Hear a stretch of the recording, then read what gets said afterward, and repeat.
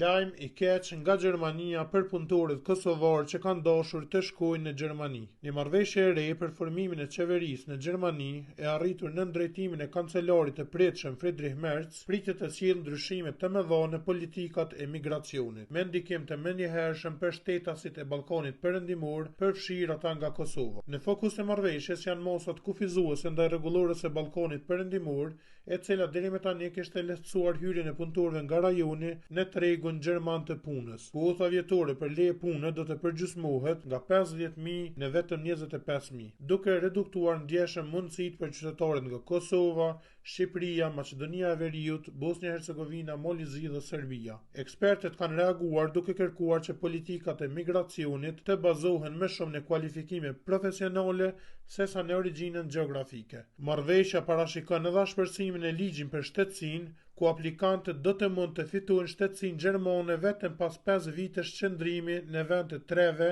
siç parashihej më herët.